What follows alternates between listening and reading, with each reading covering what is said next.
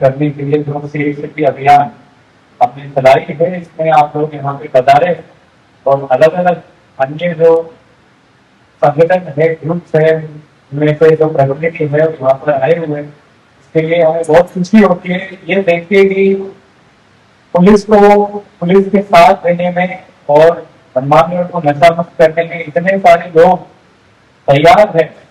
Police के साथ इस नशा के खिलाफ लड़ने में इतने सारे लोग हमारे साथ है, ये देख के हमें बहुत खुशी हो गई और आधा जो जंग हमने ऑलरेडी जीत लिया है, मुझे तो ऐसा ही लगता है।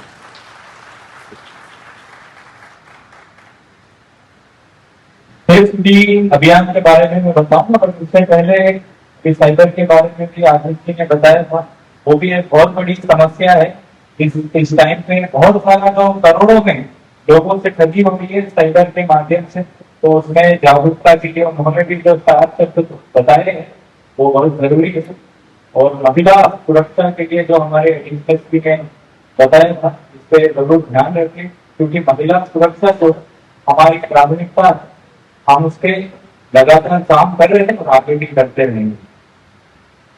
अभी सबसे महत्वपूर्ण चीज जो समझनी है कि पुलिस इतना कार्रवाई करती है, तस्करों को अंदर बंद करती है, उनके संपत्तियां जब्त करती है, पर फिर भी नशा क्यों नहीं रुक रहा है, वो क्यों फैल रहा है आगे।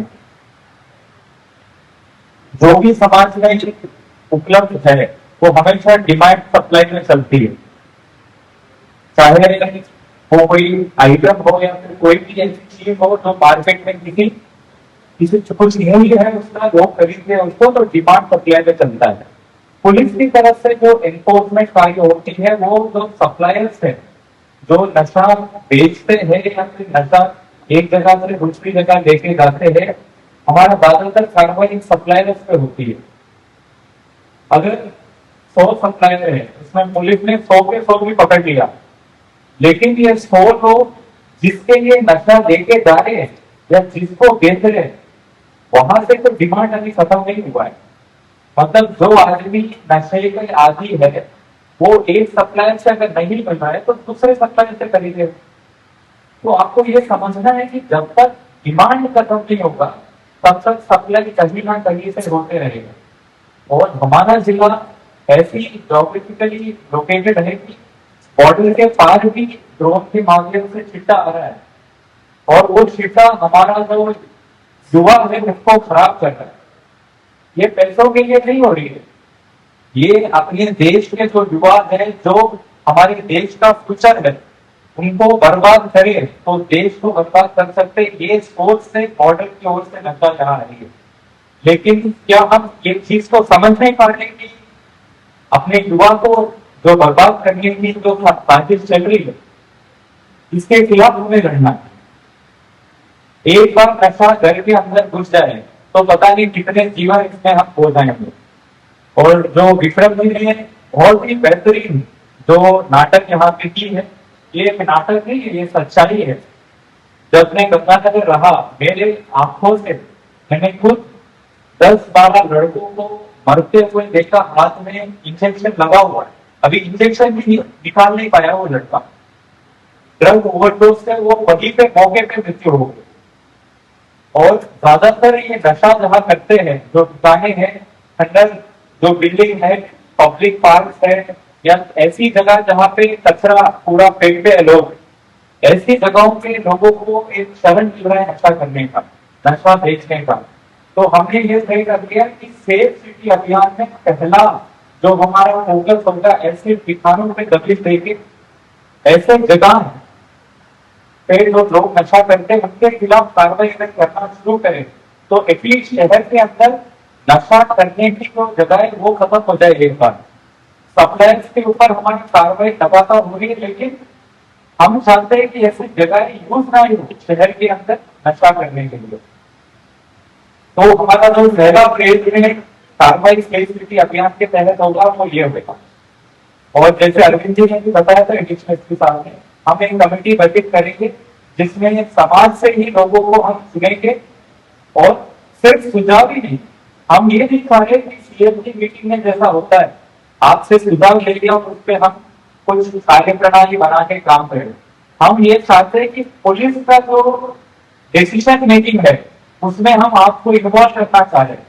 सिर्फ सुझाव के हम इसको सीमित नहीं करना चाहते, आप हमारे साथ जुड़े, हम आपके साथ जुड़ेंगे और साथ मिलके एक जिम्मेदारी के साथ अगर हम काम करेंगे तो ये सेफ सिटी अभियान या हनुमानगढ़ को नशा मुक्त करने का जो कदम हम उठा रहे हैं ये सक्सेसफुल होगा, तभी होगा जब आपकी भागीदारी होगी। और राजस्थान पुलिस का जो प्राथमिकताएं है इसमें एक है कि धन सहभागिता से पुलिस तंत्र सशक्त करना, तो उस दिशा में हमने ये सेफ सिटी अभियान को शुरुआत किया है। और इसके साथ साथ एक अन्य चीज मैं आपको बताना चाहता हूँ, क्योंकि अखबार में भी आती रहती है और हम चाहते हैं कि आपके संज्ञान में रहे। जो आदमी सप्लाई करता है उसके खिलाफ एनडीपीएस का प्रकरण तो दर्ज होता है, उसके अलावा हम ऐसे तस्करों के खिलाफ क्या क्या और कर रहे हैं। नए कानून में 107 धाराएं नहीं आई है, उसमें अनुसंधान अधिकारी को अगर लगता है कि किसी आदमी ने अपराध करके संपत्ति इकट्ठी किया है, उस संपत्ति को हम अटैच करवा सकते हैं, वो तो परिवार के पक्ष से उसको दिलवा सकते हैं।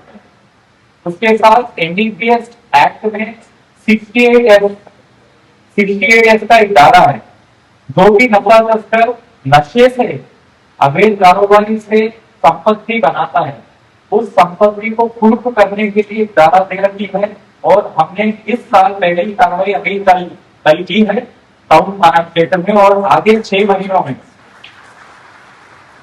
ये रुकेगा नहीं, ये लगातार चलता रहेगा।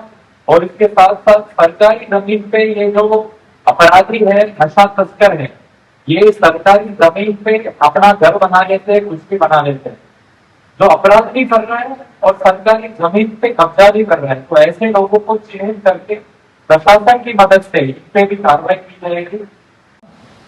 जो लगातार तस्करी करता है, भले उसके पास से कोई मादक पदार्थ जब्त नहीं हुई हो, लेकिन लगातार अपराध कर रहा है, तो बिना अपराध किए हुए इस आदमी को 1 साल के लिए हम जेल भेज सकते हैं। वो 1 साल के लिए जेल में रहेगा ताकि बाहर रह के लोगों की जिंदगी से साथ छेड़छाड़ नहीं करे। तो हमारे पास बहुत सारे ऐसे माध्यम है जिससे तस्करों के खिलाफ हम कार्रवाई कर रहे हैं और आगे भी करेंगे। लेकिन आप समाज में रहते हो, अगर आपके गांव में, आपके इलाके में कोई नशा बेच के घर बना रहा है, गाड़ियां खरीद रहा है, प्लॉट खरीद रहा है, तो ये सूचना हम तक पहुंचाने की जिम्मेदारी आपको उठानी पड़ेगी। जब तक साथ मिलकर नहीं काम करेंगे तब तक एक कार्रवाई होगा कार्रवाई।